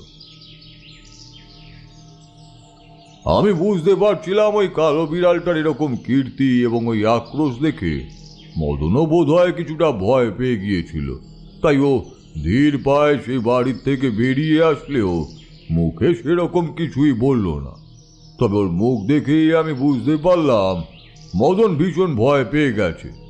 মিশমিশে কালো বিড়ালটা পাঁচিলের ঠিক ওইখানেই তখনও বসে রাগে গর্জন করেই চলছে, আর ওর মোটা লেজটা পাঁচিলের ওপরে আছড়াচ্ছে। আমরা সেই অশুভ শক্তির মোকাবিলা করার জন্য সেই মুহূর্তে যথেষ্টই প্রস্তুতি নিয়ে আসিনি। তাই সেই মুহূর্তে আমাদের সেই স্থান পরিত্যাগ করাই বুদ্ধিমানের কাজ। আমি সেই মুহূর্তে উঠোন থেকে বাইরে বেরিয়ে আসলাম, আর সে মদনকে বললাম, চলো মদন, আমরা তবে পরের বাড়িতেই যাই, যেখানে দ্বিতীয় মৃতদেহ পাওয়া গিয়েছিল। মদনের দিকে তাকিয়ে দেখলাম ও তখন যেন সেই কালো বিড়ালটার এমন আচরণ থেকে বের হয়ে আসতে পারিনি। তাই কেমন একটা উদ্ভ্রান্তের মতো আমার দিকে তাকিয়ে রইল, আর তারপর কিছু না বলেই মাথা নাড়ল, আর ঘাড় নেড়ে ইঙ্গিত দিয়ে বুঝিয়ে দিল পরের বাড়ি যাওয়ার ব্যাপার। ওখান থেকে বের হয়ে একটা বাঁশ বাগান পার হয়ে আর একটা বাড়ি, সেটাও মাঝারি উচ্চতার পাঁচিল দিয়েই ঘেরা। আর মদন হাতের ইশারায় দেখিয়ে দিল পাঁচিলের সেই স্থানটা যেখানে সেই মৃতদেহ ঝুলিয়ে রেখে গিয়েছিল সেই পিশাচিনী। তবে আমি সেই মুহূর্তে একটাই জিনিস খুঁজছিলাম, সেটা হলো সেই কালো রং করা নারকেলের মালা।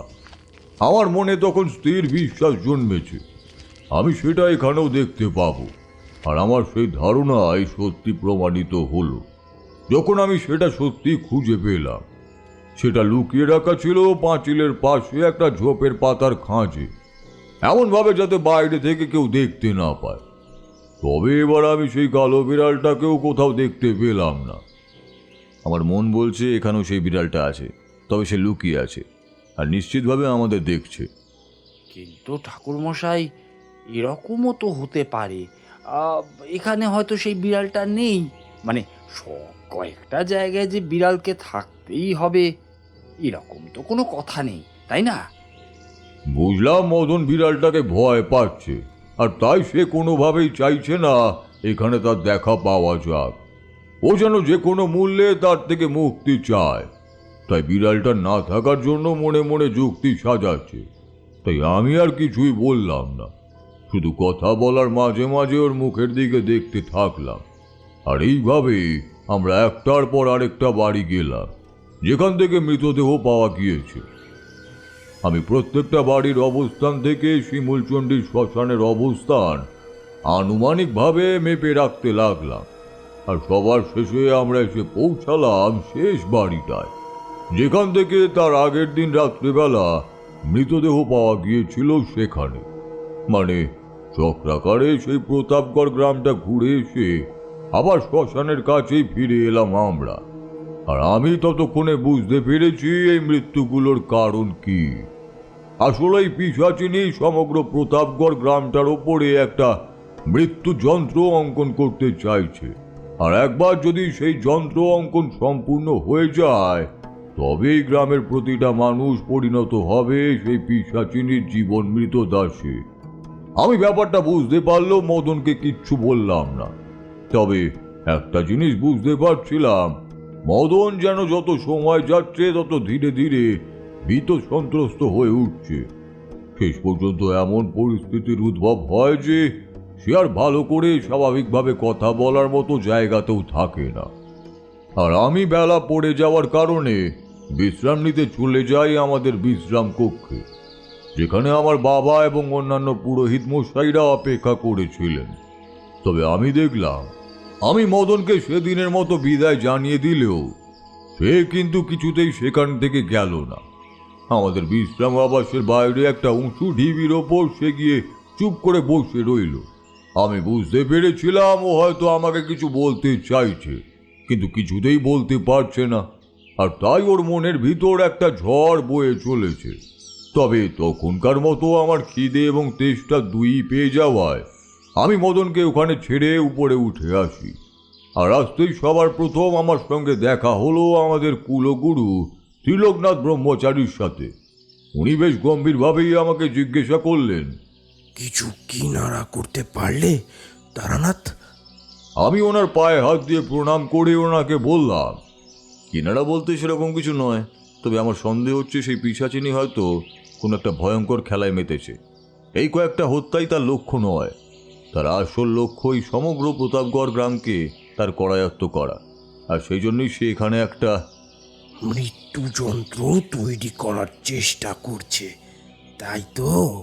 হ্যাঁ, ঠিক তাই। কিন্তু আপনি কিভাবে, তার মানে আপনিও জানেন? সে কথা আমি তোমাকে পরে বলবো। শুধু মনে রেখো, আজ রাতে তোমায় শ্মশানকালীর পুজোয় যেতে হবে না। আমিও দিকটা সামলে নেব। তুমি তার থেকে আজ রাতে গিয়ে পিশাচিনীর আজকে শিকারকে রক্ষা করো। আর যে কোনো মূল্যে এই মৃত্যু যন্ত্রকে সম্পূর্ণ হওয়ার থেকে আটকাও। তবে তবে তাতে তোমার সাথে সেই পিশাচিনীর সংঘাতের সম্পূর্ণ সম্ভাবনা রয়েছে।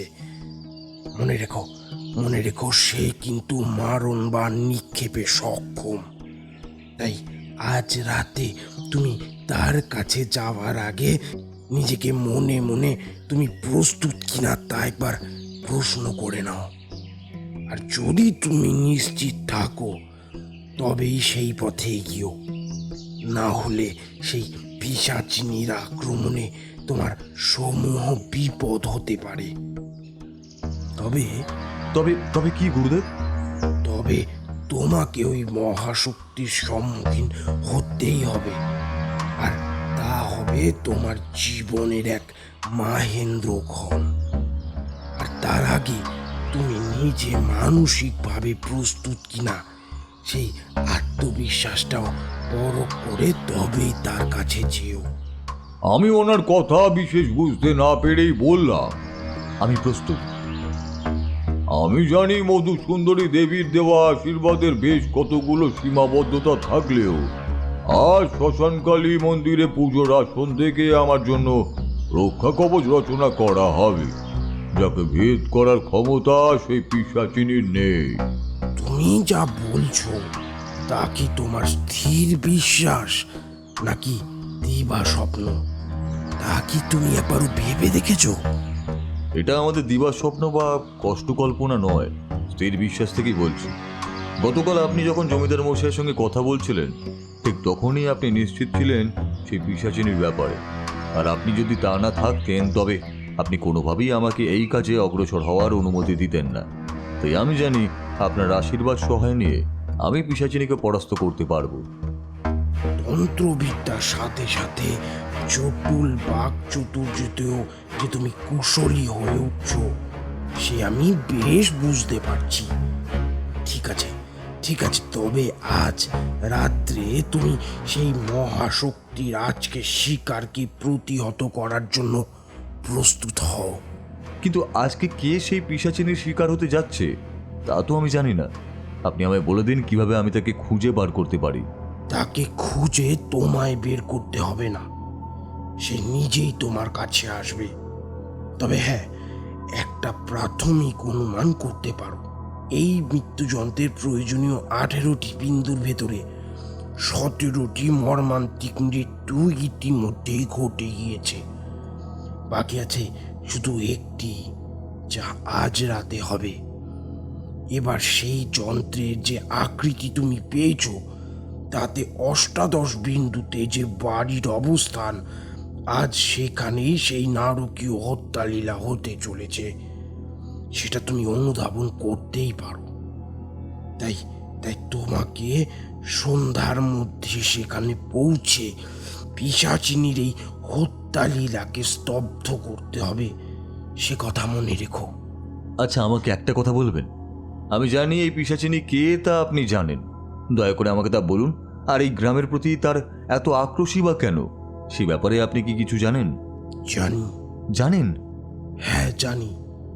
গতকাল রাত্রে আমি যখন পুজোর আসনে ছিলাম, তখন সকলে পুজোর মধ্যে মনঃসংযোগ করে থাকলেও আমি সেই যজ্ঞের শিখায় একটা পৈশাচিক ঘটনার ইঙ্গিত পেয়েছি।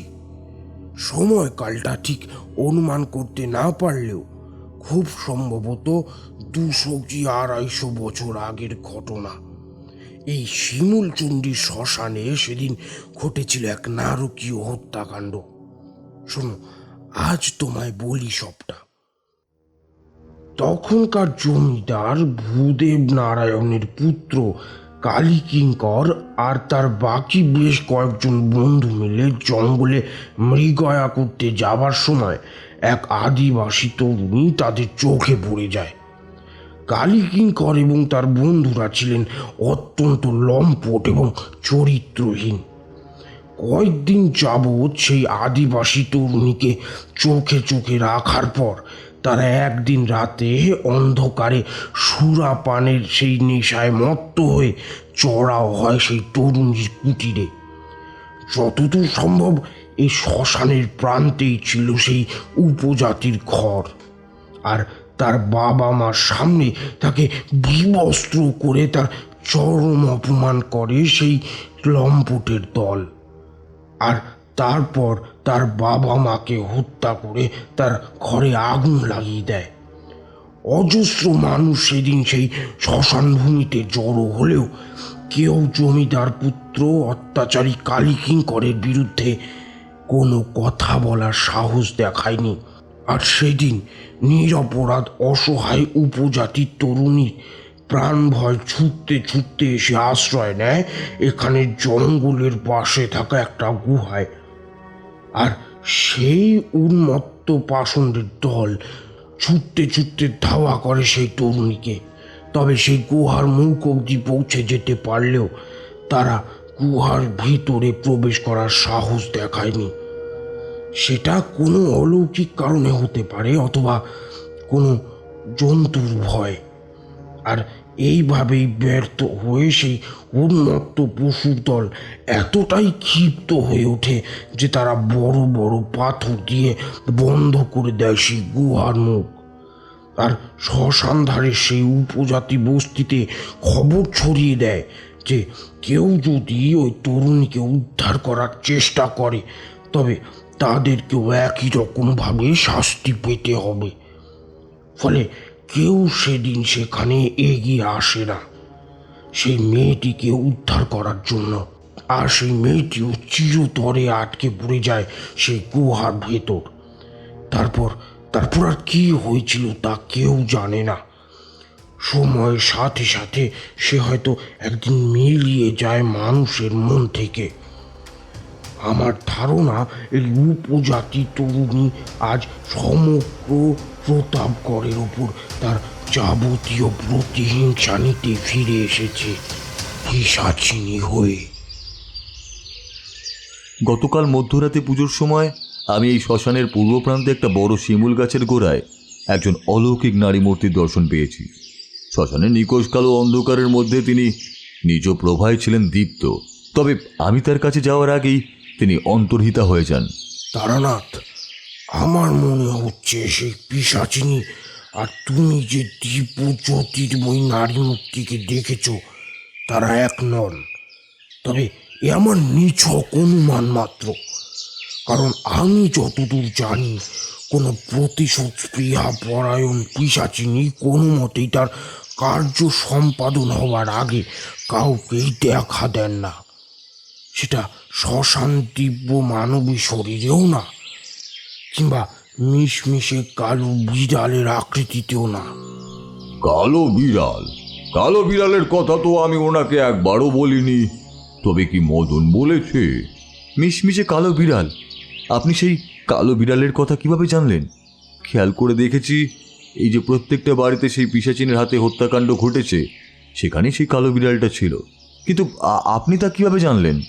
তুমি এই পিশাচিনীর খোঁজে বেরিয়ে এখনো পর্যন্ত যা যা সঞ্চয় করেছ তার সবটাই আমি জানি।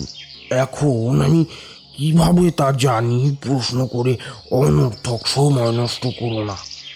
আমি তোমাকে বলছি, আজ সন্ধ্যায় তুমি সেই অন্তিম মৃত্যুযোগের সাক্ষী হতে ওই বাড়িতে যাও আর মৃত্যুর এই পরিক্রমণকে খণ্ডন করো।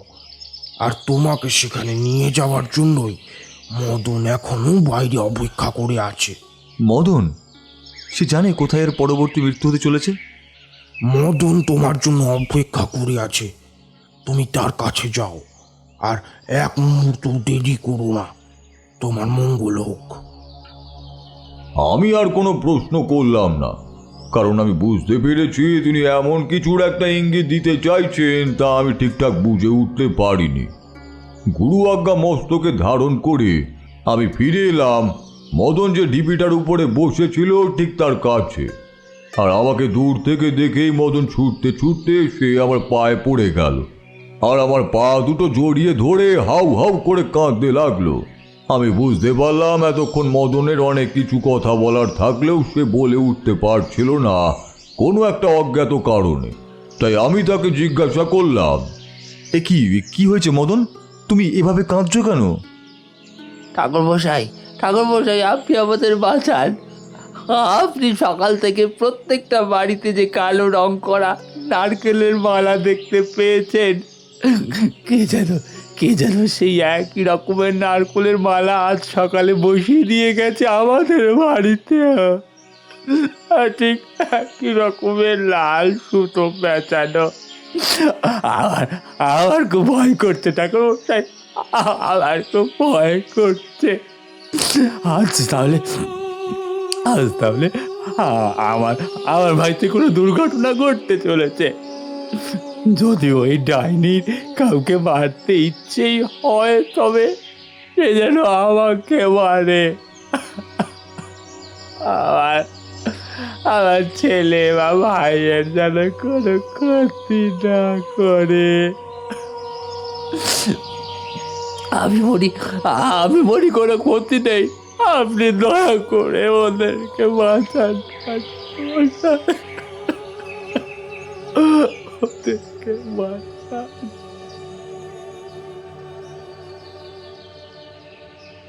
এইবার বুঝতে পারলাম কেন সেই কালো রঙের রং করা নারকেলের মালা আর সেই কালো বিড়ালটাকে দেখে মদন অতটা ভয় পেয়ে গিয়েছিল। ও সেই মুহূর্ত থেকেই ওর নিজের বাড়িতে ঘটতে যাওয়া বিপদের কথা ভেবে শঙ্কিত হয়ে পড়েছিল। তাই আমি তখনই ওকে সান্ত্বনা দেওয়ার জন্যই বললাম, কোনো চিন্তা করো না মদন, আমি তোমার পরিবারকে রক্ষা করব। আমার কথা শুনে মদন কিছুটা স্বস্তি পেলেও সম্পূর্ণ চিন্তামুক্ত হতে বোধহয় পারল না। এমন অবস্থায় সেটা সম্ভবও নয়। তাই ও আবার বলল, এই পিশাচিনী যে সাংঘাতিক ঠাকুরমশাই, ভয়ঙ্কর রাগ, ভয়ঙ্কর প্রতিহিংসা। আমার ভীষণ ভয় করছে, আমার ভীষণ ভয় করছে ঠাকুরমশাই। আমাদের হাতে বেশি সময় নেই মদন, চলো। আসুন ঠাকুরমশাই, আমার সাথে আসুন। আমাদের বাড়ি খুব কাছেই, এই এই শ্মশান থেকে বেরিয়ে একটুখানি মাত্র পথ। আমার মন বলছিল এই শ্মশানকে কেন্দ্র করে যে মৃত্যুযন্ত্র তৈরি করা হচ্ছে তার অন্তিম বিন্দুটা অবশ্যই হওয়া উচিত এই শ্মশানের দক্ষিণ পূর্ব কোণে। তবেই সম্পূর্ণ হবে সেই যন্ত্র। আর মদনও আমাকে প্রায় হাত ধরে টানতে টানতে সেই দিকে নিয়ে যেতে থাকে। শ্মশান থেকে বার হয়ে এসে কিছুটা পথ যাবার পরে রাস্তাটা ডান দিকে বাঁক নিয়েছে। সেই বাঁকের মুখে একটা পুরনো বট গাছের নিচে একটা ছোট্ট ভাঙা পুরনো মন্দির, আর সেই মন্দিরটা ছেড়ে একটা মণিহারি দোকান, আর তার পাশে মদনের বাড়ি। মদনই আমাকে বলল, ওটা ওটা আমার দাদার দোকান, সামান্য কিছু জিনিসপত্র দিয়েই চলে। ওই দোকানের সামনে যে রোয়াকটা দেখছেন, সেইখানে আজ সকালে ওই কালো নারকেলের মালাটা রেখে গেছে কেউ। জমিদার বাবু ডেকে পাঠানোয় আমি আজ সকালবেলা বাড়ি থেকে বেরোবার মুহূর্তে সেটা প্রথম দেখতে পাই, কিন্তু তখন কোনো সন্দেহ না করলেও সব কিছু দেখার পর আমার কিন্তু ভীষণ ভয় করছে। আমি বুঝতে পেরেছি আজ আমাদের বাড়ির পালা, আমাদের পালা। মদনের কথার উত্তর না দিয়ে ধীরে ধীরে এগিয়ে গেলাম সেই নারকোলের মালার দিকে। তাতে তখনও জল ভর্তি করা, আর আমি সেদিকে এগিয়ে যাওয়ার সঙ্গে সঙ্গেই আমার মনে হলো সেই কালো বিড়ালটা আমাকে কোথা থেকে দেখছে। বড় হিংস্র তার দৃষ্টি। আর সেই কালো বিড়ালটি যে সেই পিশাচিনীর দূত হিসাবে কাজ করছে সে ব্যাপারেও আমি ততক্ষণে নিশ্চিত। আর সে যে কিছুতেই এই কালো নারকেলের মালাটি পর্যন্ত আমাকে পৌঁছাতে দেবে না সেটা আমি বুঝতে পারলাম। তাই এবার আর প্রথমবারের মতো ভুল না করে আমি দাঁড়িয়ে পড়লাম। আমার ঝোলার ভিতরে আমাদের তন্ত্র সাধনার জন্য প্রয়োজনীয় নানা টুকটাক জিনিস এমনিতেই থাকে। তাই সেখান থেকে হাত বাড়িয়ে একটা কুশের কাঠি বের করে আনলাম। তারপর সেই কাঠিটা আমার বাম হস্তের তর্জনীতে ধরে বৃদ্ধাঙ্গুষ্ঠ দিয়ে চেপে ভাঁজ করে নিলাম। আমার সেই মুহূর্তে আর একটা জিনিস দরকার ছিল। আমি নিচে হয়ে মাটিতে সেটাই খুঁজতে থাকায় মদন ছুটে এসে বলল, ও ঠাকুরমশাই, কি খুঁজছেন কি? আমি ঠিক সেই মুহূর্তে দেখতে পেলাম একটা চুলের নুতি হাওয়ায় ভেসে মাটি দিয়ে গড়িয়ে চলেছে। তন্ত্র সাধনায় যা অত্যন্ত অশুভ এবং ইঙ্গিতবাহী। আমি চোখের ইশারায় মদনকে সেটা দেখিয়ে দিতেই মদন বিন্দু মাত্র কালক্ষেপ না করে সে চুলের নুতিটি হাতে করে আমার কাছে নিয়ে আসলো। আমি ততক্ষণের মাটি থেকে একটা দুর্ব ঘাস ছিঁড়ে নিয়ে সে কুশের দুটো প্রান্তে বেঁধে একটা ফাঁস মতো তৈরি করে সে চুলের নুতিটি সেই ফাঁসের মধ্যে রাখতে বললাম। আর মদন নির্দ্বিধায় সেই কাজ করলো। আমি সেই দুর্ব দিয়ে ভালো করে পেঁচিয়ে সেটাকে বেঁধে ফেললাম। আর তারপর পিশাচ সাধন মন্ত্র পাঠ করে সে চুলের নুতিটিকে ছুঁড়ে দিলাম উত্তর মুখে। আর তার গতিপথ ভালো করে লক্ষ্য করতে থাকলাম। নুতিটি মাটিতে পড়ে একটু হাওয়াতে গড়িয়ে আরো উত্তর দিকে এগিয়ে গেল। আর সেদিকে তাকাতেই আমি দেখতে পেলাম একটা বট গাছ রয়েছে সোজা সুজি। তখন আমার হাতে আর বিশেষ সময় নেই। সেই বট গাছের দিকে তাড়াতাড়ি এগিয়ে গেলাম, কারণ আমি নিশ্চিত সেই কালো বিড়ালটি ওই দিকেই আছে। তবে এই মুহূর্তে সে আমার কাছে আগে আসবে না, কারণ মদনের ভিটেতে তার কাজ এখনো সম্পূর্ণ হয়নি। আর সেটা সম্পূর্ণ হলে সম্পূর্ণ হবে তার তৈরি করা মৃত্যু যন্ত্র। তাই এই মুহূর্তে সে কিছুতেই আত্মপ্রকাশ করবে না। তবে এই মুহূর্তে সে যে নিজে গা ঢাকা দিয়ে থেকে আমার প্রতিটা পদক্ষেপ লক্ষ্য করছে। আমি আর বেশিক্ষণ সেখানে থাকলাম না, কারণ তখন সূর্যদেব আকাশে রয়েছে। আমি জানতাম সেই পিশাচিনীর চড়কে অন্ধকার থেকে টেনে বের করতে গেলে আমাকে সন্ধ্যা নামার পর এখানে আবার ফিরে আসতে হবে। আর সেই মতোই চিন্তা ভাবনা করে আমি তখনকার মতো ফিরে আসলাম। সন্ধ্যাবেলা তখন শ্মশানে দ্বিতীয় দিনের রাত্রের পুজোর আয়োজন চলছে জোর কদমে। তবে আমি এবারে সেই শ্মশানকালীকে প্রণাম জানিয়ে ফিরে এলাম সেই বড় শিমুল গাছটির কাছে, যেখানে আমি গতকাল রাতে সেই আলোকদীপ্ত দেবী মূর্তির দর্শন পেয়েছিলাম। আমার মন বলছিল সেই দেবীর কাছে আমার যাওয়াটা ভীষণই প্রয়োজন, তাই আজ আমি আবার সেখানে ফিরে আসি। আর আমি এসে দেখি সেই গাছের তলাটা সেই মুহূর্তেও আবারও একটা নীলাভ আলোয় উজ্জ্বল। এর অর্থ বুঝতে আমার অসুবিধা হয় না, দেবী সেই গাছের নিচে প্রকাশিত হয়েছেন।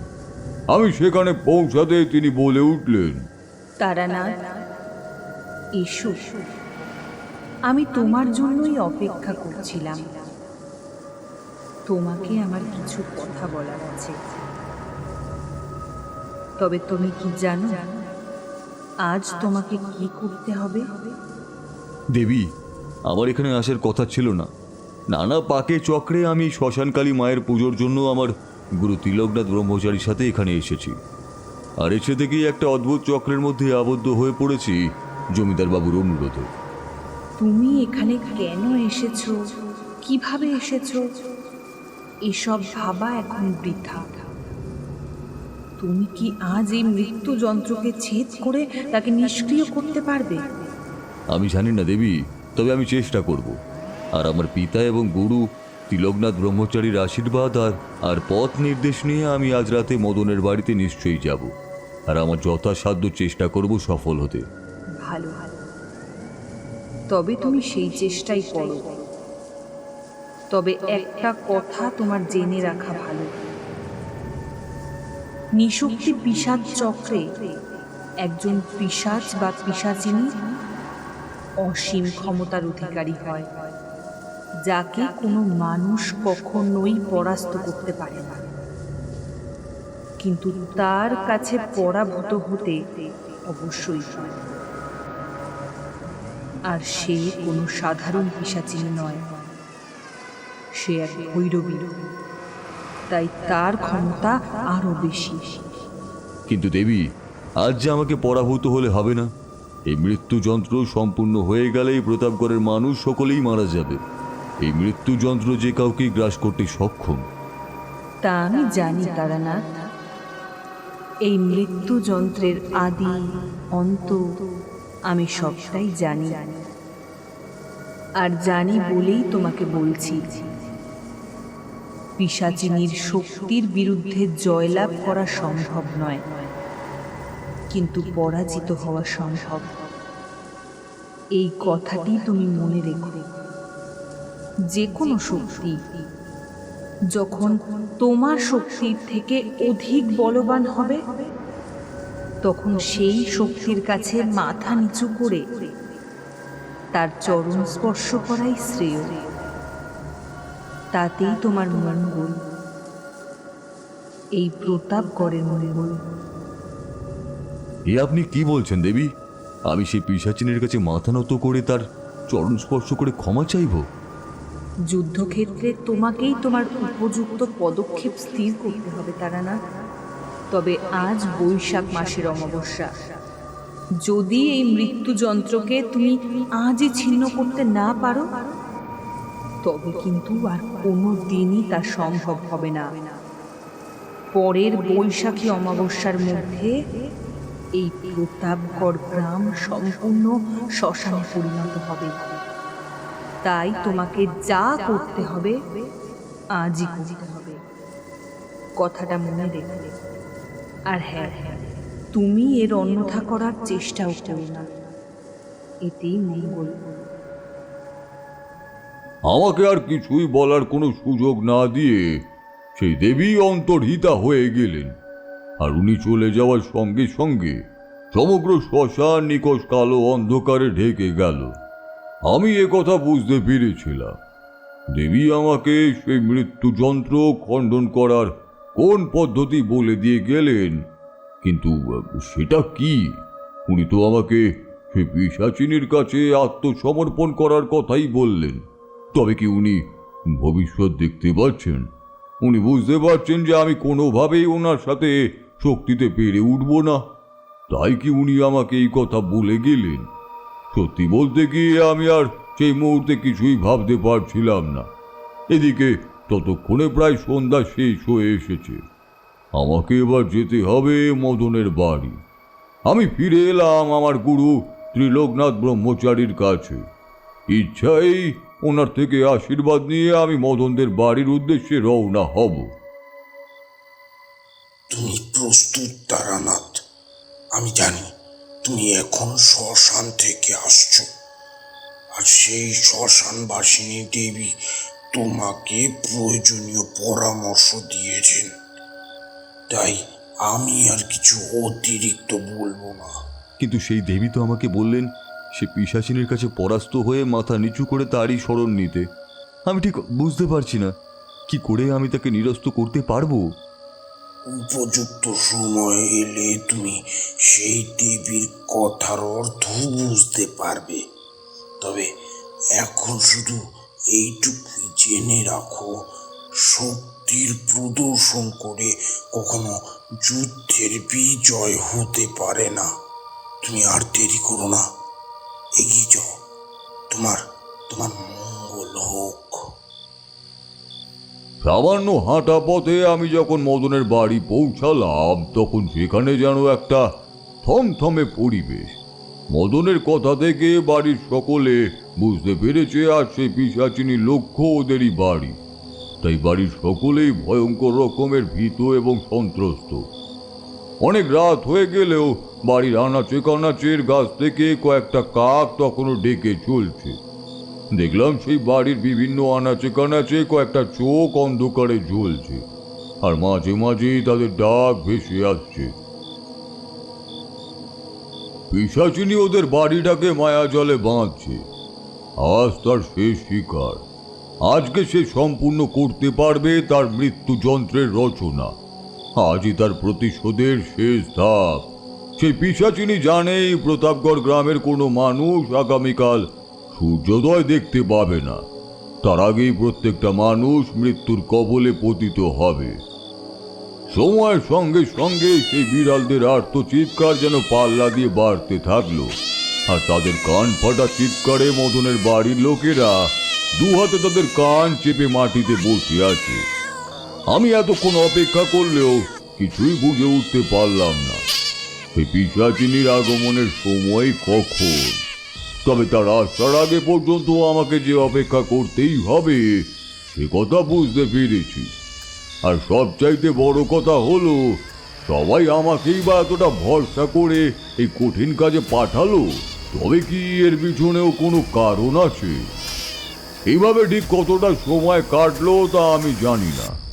হঠাৎ করে লক্ষ্য করলাম মদনের বাড়ির উঠোনের গাছপালাগুলো যেন ভয়ঙ্কর ভাবে নড়ে উঠল।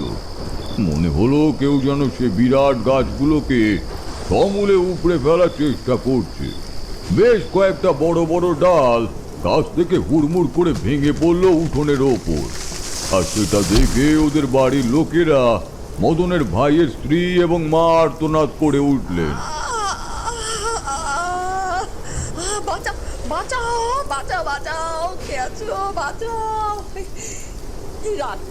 আমাদের প্রাণে মেরে ফেলবে, বাঁচাও।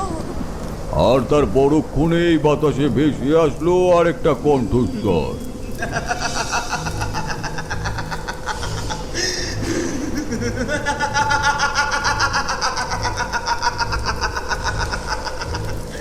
মরার এত ভয় তোদের, কিন্তু মরতে যে তোদের হবেই। এই প্রতাপগড়ের প্রত্যেকটি মানুষকে মৃত্যুর গ্রাসে পড়তে হবেই। আজকের পর থেকে প্রতাপগড় হবে একটা জনমানুষহীন গ্রাম। না, তা হবে না। সৃষ্টির নিয়ম এই জন্ম এবং মৃত্যু একটি অবশ্যম্ভাবী চক্র হলেও তার নিয়ন্ত্রণ সম্পূর্ণরূপে বিধাতার হাতে। তাই তোমার এই প্রচেষ্টা কখনোই সম্পূর্ণ হবে না। তোমার তৈরি করা এই মৃত্যুযন্ত্রকে খণ্ডন করার জন্যই আমি এসেছি। আমার কথা শুনে সেই পিশাচিনী যেন কিছুটা থমকে গেল। সে কিছুতেই ওই পরিস্থিতিতে আমাকে আশা করেনি। তাই কিছুক্ষণ চুপ করে থাকার পর আবার বলে উঠল, কি আটকাবে আমাকে? তুই তুই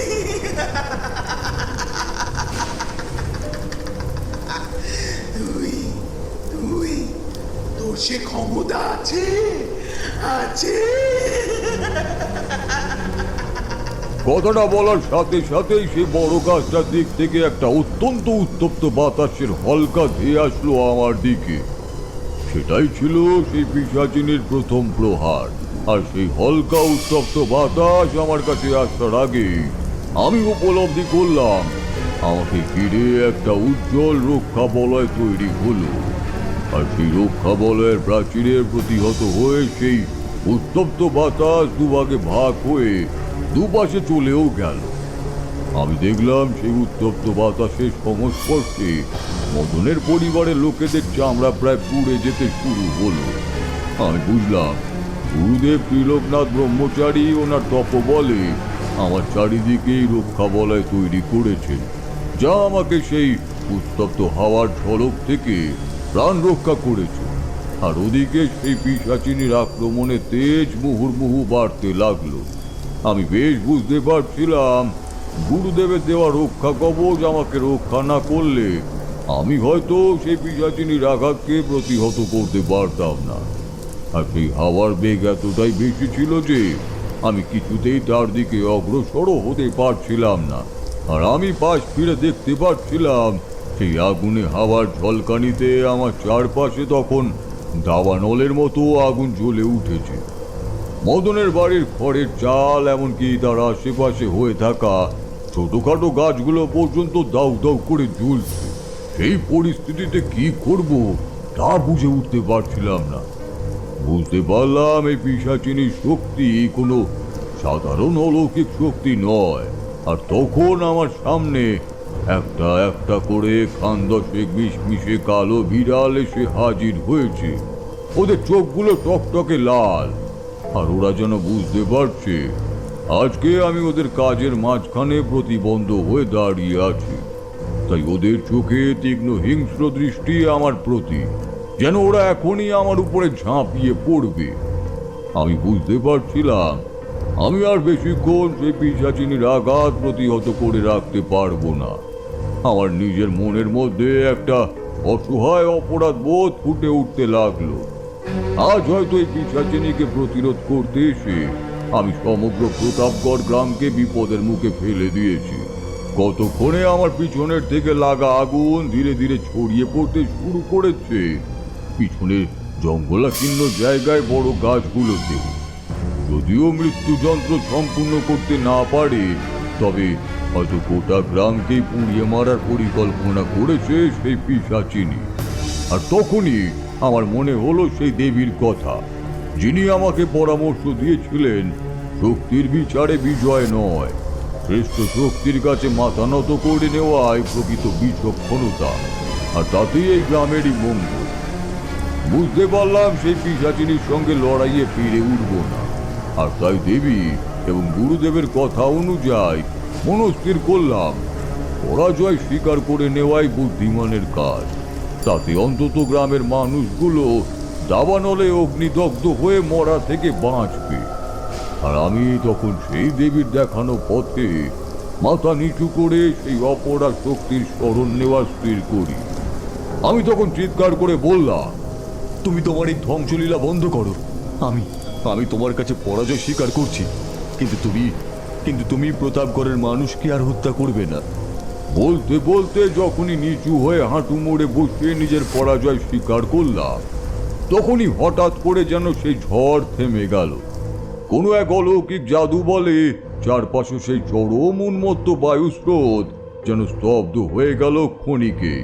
আমি সম্পূর্ণটাই সেই দেবীর কথা অনুসারে এই কাজ করেছিলাম, কিন্তু আমি নিজে মন থেকে মেনে নিতে না পারলেও আমার এই পরাজয়ের শিকারে যাতে গ্রামের নিরপরাধ মানুষগুলো প্রাণে বেঁচে যায় সেই বিচারেই আমার নিজের কোনোভাবে কুণ্ঠা অনুভব হলো না। আর সেই মুহূর্তে আমি দেখলাম আমার সামনে দাঁড়িয়ে এক আশ্চর্য দিব্য নারী মূর্তি, যার গায়ের রং উজ্জ্বল কৃষ্ণবর্ণ আর চোখ থেকে যেন আগুন ঝরে পড়ছে। তার উন্মত্ত লোলুপ জিভ থেকে তখনও ঝরে পড়ছে টাটকা তাজা নররক্ত। দেবীর হাতে সদ্য কেটে আনা মানুষের মাথা। আর আমার বুঝতে অসুবিধা হয় না এই মাথাটি আর কারণ নয়, মদনের নিজের।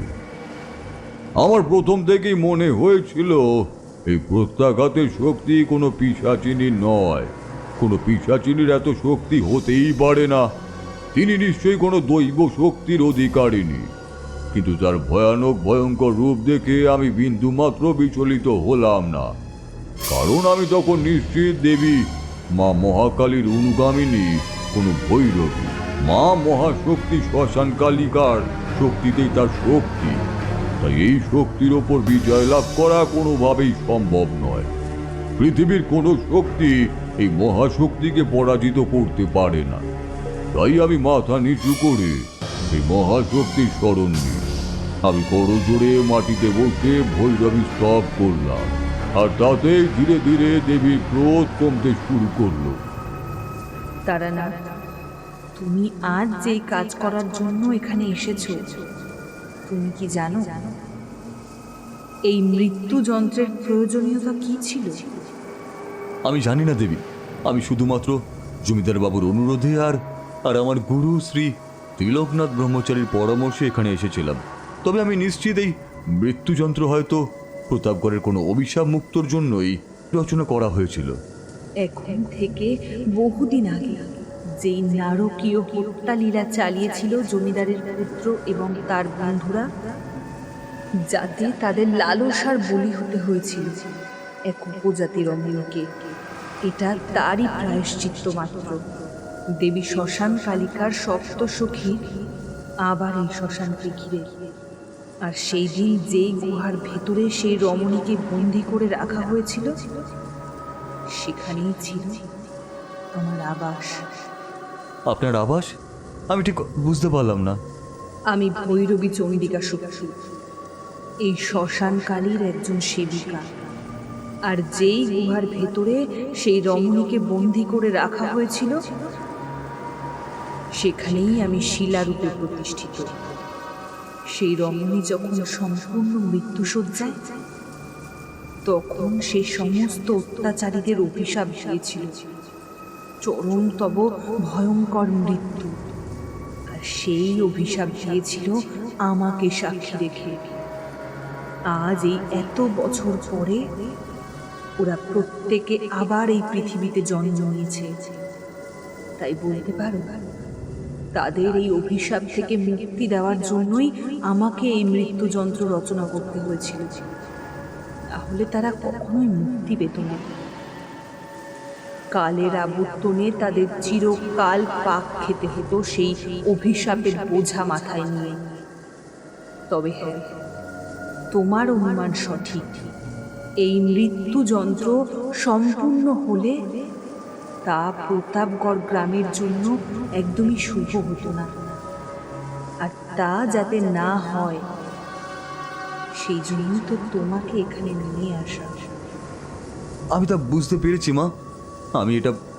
আমি এটা প্রথম অনুমান করেছিলাম যখন শ্মশানের সেই দেবী মা আপনার ওপরে শক্তি প্রদর্শনের পরিবর্তে পরাজিত হতে পরামর্শ দিয়েছিলেন।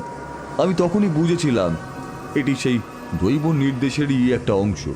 তোমার কর্ম সম্পূর্ণ হয়েছে তারানাথ, এবার তুমি ফিরে যাও। আর ভক্তকে দেওয়া কথার জন্য আমিও এতদিন এই গুহায় বন্দী হয়েছিলাম। আজ এই বৈশাখী অমাবস্যা রাতে সেই উপজাতি তরুণীর অভিশাপ সম্পূর্ণ হলো। আমিও ফিরে যাব মা মহাকালীর সেবায়। আর হ্যাঁ, তোমাকে আরো একটা কাজ আমি দেব। সেই গুহার ভেতরে আজও আমার শিলা বিগ্রহ পড়ে রয়েছে চূড়ান্ত অবহেলায়। কেউ তার কথা জানে না পর্যন্ত। তুমি সেই শিলা বিগ্রহ নিয়ে যাবে তোমার সঙ্গে, আর প্রত্যেক বৈশাখী অমাবস্যায় সেই শিলা বিগ্রহে তোমার সাধ্য মতো তুমি পুজো করবে। আমি সেই বিগ্রহই থাকব। তোমার ভক্তিতে আমি খুশি হয়েছি, তাই এখন থেকে এই শিলা বিগ্রহ তোমার কাছেই থাকবে। তারানাথ থামল। কিশোরী বলল, তবে কি এইটাই সেই? হ্যাঁ, ইনি হলেন মা শক্তি চণ্ডিকা। আজ তো বৈশাখ মাসের অমাবস্যা, তাই ওনার সিংহাসন থেকে ওনার বিগ্রহ পরিষ্কার করে সন্ধ্যায় পুনরায় অভিষেক করব। তারপর মধ্যরাতে ওনার পুজোর ব্যবস্থা করব আমার সাধ্য মতো। এভাবেই তারপর থেকে প্রতি বছর মা এখানেই, মানে আমার মতোই গরিবের ঠাকুর ঘরেই পূজিতা হয়ে আসছেন। ঠাকুরমশাই, যদি কিছু মনে না করেন তবে কি আমরা আজ রাত্রে এখানে একবার আসতে পারি? মানে এই পুজো দেখার না খুব ইচ্ছে হচ্ছে, তাই বলছি। সে তোমরা চাইলে আসতেই পারো, তবে যদি আমার পরামর্শ চাও তবে আমি বলবো যে এসো না। একজন ভক্ত আর একটার আরাধ্যার পুজোর যে তেজ, তা তোমরা সহ্য করতে পারবে না। তাই আমি সকালেই তোমাদেরকে মা শুদ্ধি চণ্ডিকার এই শিলাবিগ্রহ দেখালাম। আমার মনে হয় এর বেশি কিছু তোমাদের জানা বা দেখা উচিত নয়। আমরা আর একবার পাথরটা ভালো করে দেখে নিলাম। খুব বেশি বড় নয় জিনিসটা। বলছিলাম কি, আমরা আপনার গল্প বিশ্বাস করি না বলে কি এই পাথরটা আমাদের সামনে হাজির করলেন? কিশোরীর এমন কথায় মনে মনে প্রমাদ গুনলাম। তারানাথের দিকে তাকিয়ে দেখলাম তার দুই চোয়াল ধীরে ধীরে শক্ত হয়ে আসছে, আর দুই চোখ রক্তবর্ণ।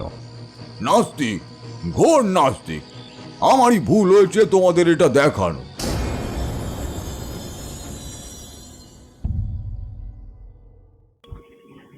শুনছিলেন তারানাথ তান্ত্রিকের গল্প মৃত্যুযন্ত্র। গল্পটি আপনাদের কেমন লাগলো অবশ্যই আমাদের কমেন্টের মাধ্যমে জানান। যদি ভালো লেগে থাকে তাহলে একটি লাইক করবেন এবং এই রকম আরও গল্প শুনতে সাবস্ক্রাইব করতে পারেন অন্ধকারের আওয়াজ। দেখা হবে পরবর্তী একটি গল্পতে। ততক্ষণের জন্য সবাই ভালো থাকুন, সুস্থ থাকুন। সকলকে অসংখ্য ধন্যবাদ।